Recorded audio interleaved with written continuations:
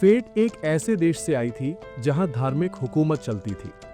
उसका देश एक व्यापारी के माल का पैसा नहीं चुका पाया, तो उस देश के संप्रदाय के नेता ने फेट को गिरवी रख दिया। वो अब व्यापारी के दल के लिए एक गुलाम बन गई थी।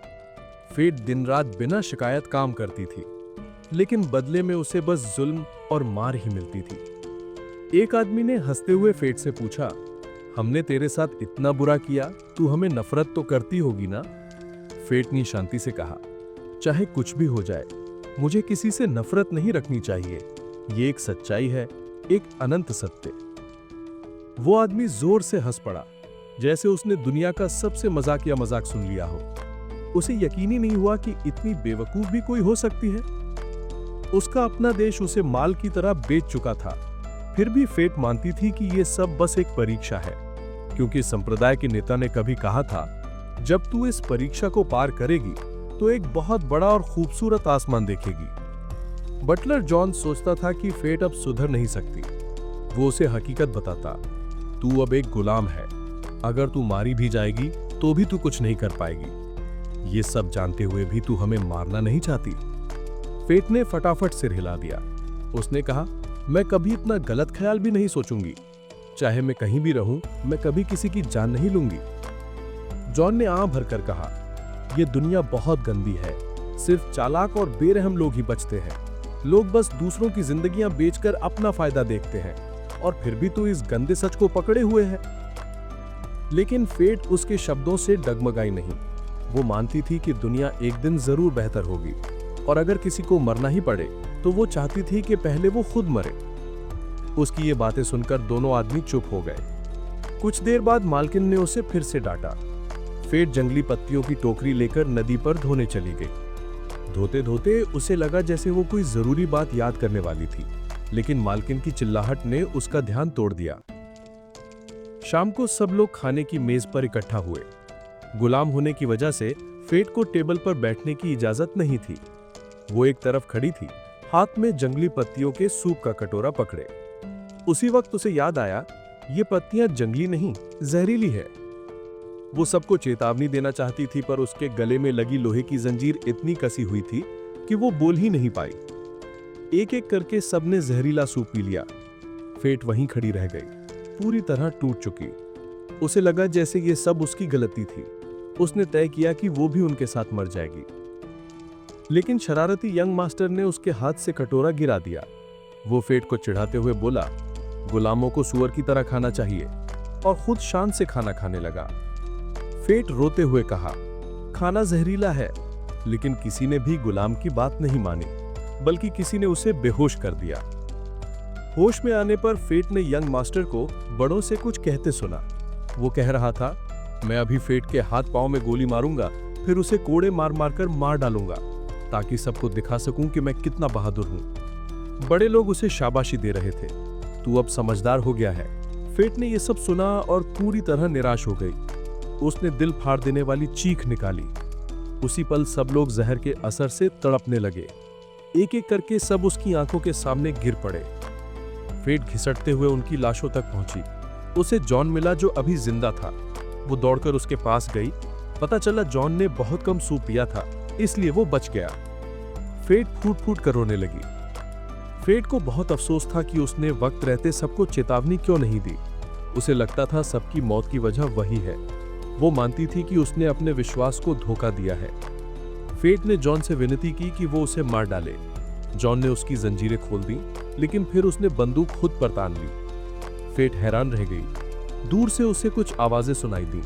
वो आवाज का पीछा करते हुए पहुंची तो देखा एक मोटरसाइकिल खड़ी थी जिसका नाम था हरमीज। हरमीज उसके साथ अलाव के पास बैठकर बातें करने लगा। उसने कहा, बधाई हो, अब तू आजाद है। लेकिन फेट अभी भी अपराध बोध में डूबी हुई थी। उसे लगा अगर वो पहले ही बोल देती तो सबकी जान बच सकती थी। हरमीज ने कहा, वे लोग कभी गुलाम की बात सुनते ही नहीं। अगर तूने कुछ कहा भी होता तो शायद तुझे और मारते पीटते। फिर भी फेट को लगता था कि उसने अपने विश्वास से गद्दारी की है। उसने हरमीज से पूछा, मैं मर कैसे सकती हूं? हरमीज ने शांति से कहा, मरना बहुत आसान है, बस जिंदा रहो और एक दिन तू खुद ही मर जाओगी। फेट ने उसकी बात मान ली। हरमीज उसे एक और छोटे से कस्बे में ले गया वहां के लोगों ने उसकी कहानी सुनी, उस पर तरस खाया और उसे अपनेपन से गले लगा लिया। अब वो उसी जगह रहेगी, आजाद होकर। आखिरकार उसकी दयालुता ही उसकी सबसे बड़ी ताकत बनी और उसे वो जिंदगी मिली जिसकी वो हकदार थी। एक अलग देश में एक अजीब रिवाज था। जब कोई बच्चा 12 साल का होता तो उसे एक खास प्रक्रिया से गुजरना पड़ता था जिसे कहते थे बिकमिंग एन एडल्ट। एक छोटी लड़की बस 2 दिन बाद 12 साल की होने वाली थी, लेकिन उसे बिल्कुल अंदाजा नहीं था कि उस प्रक्रिया के पीछे कौन सा राज छिपा है। इस देश में बच्चे कभी ज्यादा सवाल नहीं करते, जो बड़े कहते वो मान लिया जाता। इसी बीच वहां एक अजनबी यात्री आया। उसने अपना नाम बताया, किनो। हालांकि वो दिखने में बड़ा लगता था, पर उसका व्यवहार बहुत बचकाना था। वो अपनी मोटरसाइकिल को हरमीज कहता था और उससे लगातार बातें करता था जैसे किसी पुराने दोस्त से राज बांट रहा हो। किनो का कोई ढंग का काम नहीं था। उसे बंधनों वाली जिंदगी पसंद नहीं थी। वो तो बस पूरी दुनिया घूमना चाहता था और उसकी खूबसूरती देखना चाहता था। लड़की को किनो का जीने का तरीका बड़ा अजीब लगा, क्योंकि उसने अब तक जितने भी बड़े देखे थे सब बस काम में डूबे रहते थे। चाहे काम पसंद हो या ना हो, कोई शिकायत नहीं करता था। सब अपनी असली भावनाएं दबा देते थे। लड़की ने हंसते हुए किनो को बताया, परसों मेरा ऑपरेशन होगा और फिर मैं एकदम से बड़ी बन जाऊंगी। मुझे लगता है एक बार जब मैं बड़ी हो जाऊंगी तो चाहे जो भी मुश्किल आए मैं मुस्कुराते हुए सब सह लूंगी। लेकिन किनो ने कहा, जिंदगी भर वो काम करना जो तुझे बिल्कुल पसंद नहीं, ऐसी जिंदगी का मतलब ही क्या है? लड़की उलझन में पड़ गई। उसे समझ नहीं आया कि किनो सच में बड़ा है या अब तक बच्चा ही है, क्योंकि उसकी दुनिया में सिर्फ बच्चे ही इतनी आजादी और मस्ती से जीते थे। तो उसने पूछ ही लिया, तू आखिर है क्या, बड़ा या बच्चा? किनो ने हाथ फैलाकर मुस्कुराते हुए कहा, मैं बस किनो हूं, एक और अकेला किनो। उसने लड़की को समझाया, कुछ ऐसा करने की कोशिश करो जो तुझे सच में अच्छा लगे, जैसे दिल खोलकर गाना या बिना झिझक नाचना, या फिर मेरी तरह हिम्मत से निकल पड़ना इस विशाल दुनिया में। किनो की बातें सुनकर लड़की को ऐसा एहसास हुआ जो उसने पहले कभी नहीं सोचा था। उसकी आंखों में नई चमक आ गई। अगले दिन कई लोग उसके 12वें जन्मदिन की तैयारी में जुटे, लेकिन लड़की का मन अब बदल चुका था। उसने सबके सामने हिम्मत करके कहा, मुझे ये ऑपरेशन नहीं चाहिए, मैं बस अपनी असली खुद रहना चाहती हूँ। जैसे ही उसके मुंह से ये निकला, उसके पिता गुस्से से आग बबूला हो गए। उसने अपनी बेटी को डांटना शुरू कर दिया। लड़की ने अपने पिता को कभी इतना डरावना नहीं देखा था। उसकी हमेशा हंसती मुस्कुराती माँ भी अब गुस्से भरे चेहरे के साथ उस पर चीखने लगी, और जल्द ही उसकी ये बात पूरे देश में तूफान की तरह फैल गई। लोगों ने लड़की के घर की बातें उड़ानी शुरू कर दी। सब उसके माँ बाप को दोष देने लगे कि उन्होंने बेटी की परवरिश ठीक से नहीं की। गुस्से से भरे पिता किनो के पास पहुंचे। उन्होंने इल्जाम लगाया, मेरी बेटी के दिमाग में गलत बातें तूने डाली हैं।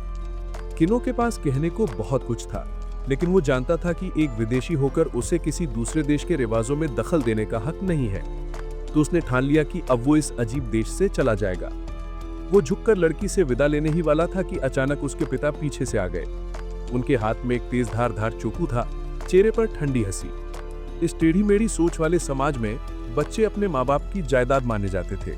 अगर कोई बच्चा बड़ों की आज्ञा तोड़ दे तो उस खराब सामान को मिटा देना जरूरी समझा जाता था। पिता ने चूहू कसकर पकड़ा, धीरे धीरे अपनी बेटी की तरफ बढ़े।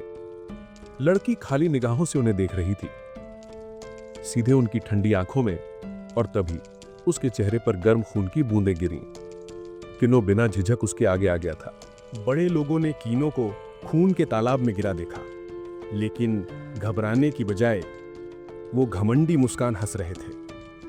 उन्होंने बहाने बनाए कि सब दोषी तो ये बाहरी आदमी है, हम तो बिल्कुल निर्दोष हैं।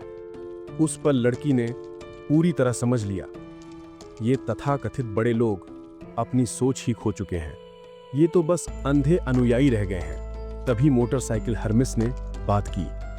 उसने शांति से समझाया कि उसे कैसे चलाना है, और फिर पूछा, तू मरना चाहती है या आजाद जीना चाहती है? लड़की ने धीरे से आसमान की तरफ देखा। उसे खुले पंखों से उड़ते परिंदे नजर आए। उसके दिल में आजादी की गहरी चाह उमड़ पड़ी। उसी वक्त जब उसका पिता उस पर झपटा तो वो झटपट मोटरसाइकिल पर चढ़ गई और उस घुटन भरे देश से बिजली की रफ्तार से बाहर निकल पड़ी। रास्ते के दोनों ओर का नजारा धुंधला पड़ गया, जैसे कोई सपना तेजी से निकल रहा हो। सामने लंबी सड़क फैली थी जो कहीं खत्म ही नहीं होती। आखिरकार वो फूलों के समंदर तक पहुंची।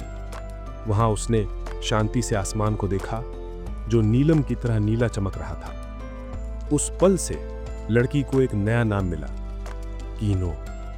हरमेस नाम की मोटरसाइकिल के साथ उसने एक नई यात्रा शुरू की, एक ऐसी यात्रा जिसमें अनगिनत अनजाने रास्ते और चुनौतियां उसका इंतजार कर रही थीं। इस देश में किसी को मारना अपराध नहीं माना जाता था। इसी वजह से कई हिंसक लोग यहाँ खींचे चले आते थे। अपनी यात्रा के दौरान कीनो की मुलाकात सुनहरे बालों वाले आदमी से हुई जिसका नाम था रॉबर्ट। रॉबर्ट ने सुना था कि यहाँ कत्ल करना कानूनी है, तो वो अपने शांति प्रिय देश को छोड़कर आया था ताकि यहाँ बिना नतीजों के डर खून करने का मजा ले सके। कीनो को ऐसे इंसान से कोई मतलब नहीं था। वो तो उससे आगे निकलकर शहर की तरफ जाना चाहती थी। ये देखकर रॉबर्ट ने कहा कि कम से कम मेरा कुछ सामान शहर तक पहुंचा दो। कीनो ने साफ मना कर दिया, लेकिन कीनो को अंदाजा नहीं था कि रॉबर्ट इस बात को दिल पे ले लेगा। शहर में दाखिल होने से पहले कीनो रुक गई। उसने कमर पर बंधी पिस्तौल छुई और खुद को किसी भी खतरे के लिए तैयार किया। जल्दी ही वो शहर के दरवाजे पर पहुंची। एक गार्ड ने उसे देश के कानून समझाए। चाहे यात्री हो या स्थानीय, किसी भी वजह से अगर तुम किसी को मारो तो तुम्हें कभी दोषी नहीं माना जाएगा। कानून समझाने के बाद गार्ड ने कीनो को शहर में जाने दिया। कीनो को यकीन था कि ऐसे कानून वाले शहर में जरूर हाहाकार मचता होगा, आगजनी, लूटपाट और कत्ले आम होगा। लेकिन जैसे ही वो अंदर गई, वो हैरान रह गई। सड़कें बिल्कुल शांत थीं, लोग खुश नजर आ रहे थे, जैसे अफवाहों वाली डरावनी तस्वीर पूरी तरह झूठी थी। फिर भी कीनू ने पूरी तरह पहरा ढीला नहीं किया। यहां तक कि सोते वक्त भी उसने बंदूक हाथ में कस कर पकड़े रखी। अगले दिन वो शहर में घूमी। हर जगह शांति थी, लोग मिलनसार थे और उसे बहुत मेहमान नवाजी से अपनाया। लेकिन एक चीज उसने गौर की, हर शख्स, चाहे बच्चा हो या बूढ़ा, औरत हो या मर्द, सबके पास हथियार था। कीनू ने उत्सुकता से पूछा, ये हथियार क्यों रखते हो? और जवाब बड़ा सीधा था, मारने के लिए। तभी कीनू को असली सच समझ में आया।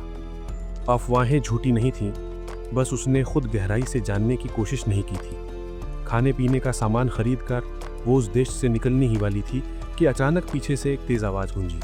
वो रॉबर्ट था, वही आदमी जिससे कीनो शहर के बाहर मिली थी। अब भी वो इस बात से नाराज था कि कीनो ने उसका सामान ढोने से मना कर दिया था। उसने बंदूक तानकर कीनो से सब कुछ छीन लेने की धमकी दी। लेकिन सबसे हैरानी की बात यह थी कि वहां मौजूद लोग बिल्कुल भी परेशान नहीं हुए। किसी ने मदद नहीं की, सब चुपचाप किनारे हट गए, जैसे लड़ाई को दूर से देखने के लिए जगह बना रहे हों। उसी पल कीनो को कुछ समझ में आया। उसने रॉबर्ट का सीधा सामना नहीं किया, बल्कि अपनी मोटरसाइकिल के पीछे छिप गई। रॉबर्ट को लगा कि वो डर गई है और उसने उसे मारने का फैसला कर लिया। लेकिन तभी उसकी बंदूक पकड़े हाथ में एक तीर आकर लगा। ऊपर खिड़की से खड़ी एक महिला ने उसे निशाना बनाया था। रॉबर्ट हैरान रह गया। वो समझ नहीं पाया कि किसी ने उस पर हमला क्यों किया। तभी उसने देखा कि चारों तरफ से लोग उसकी ओर बढ़ रहे हैं। हर किसी के हाथ में अलग अलग हथियार थे। रॉबर्ट ने जमीन पर गिरी बंदूक उठाने की कोशिश की, लेकिन एक आदमी ने गोली चलाकर बंदूक दूर गिरा दी। रॉबर्ट भागने ही वाला था कि एक और तीर उसकी टांग में जा धंसा। भीड़ पास आती गई और रॉबर्ट गुस्से से चिल्लाया, क्या यहाँ मारना गुनाह नहीं है? तभी एक बुजुर्ग जिसका नाम रेगार था आगे आया और बोला, हाँ, यहाँ मारना गुनाह नहीं है, लेकिन जो भी मारना चाहता है या जिसने किसी को मारा है उसे बाकी सब लोग मिलकर खत्म कर देते हैं। रॉबर्ट दंग रह गया। उसे ये तर्क समझ में नहीं आया। रेगर ने समझाया, यहाँ हत्या पर रोक नहीं है, लेकिन उसे माफ भी नहीं किया जाता। इस नियम का असली मकसद कातिलों की रक्षा करना नहीं, बल्कि इस देश की व्यवस्था को बनाए रखना है। जो भी उस व्यवस्था को तोड़ेगा, पूरे समाज का गुस्सा उसी पर टूट पड़ेगा। यही वजह है कि ये देश शांत और सुरक्षित है। रॉबर्ट की लाश को बड़े सुकून से साफ करते लोगों को देखकर कीनो का मन उलझन से भर गया। ये जगह हत्यारों और अपराधियों के लिए जन्नत नहीं थी, बल्कि एक ऐसा नर्क थी जो उन्हें जड़ से मिटा देता था। शहर की सीमा पार करते हुए कीनो को एक और आदमी मिला। उसने कीनो से पूछा, ये देश कैसा है? लेकिन ये आदमी रॉबर्ट से अलग था। उसका अपना देश इतना अशांत और हिंसक था कि उसे जिंदा रहने के लिए किसी की जान लेनी पड़ी थी। उसने सुना था कि ये देश सुरक्षित और शांत है, इसलिए वो यहाँ बसना चाहता था। कीनो ने शांत स्वर में जवाब दिया, अगर तुम सच्ची शांति ढूंढ रहे हो तो हाँ, ये देश तुम्हारे लिए बिल्कुल सही है।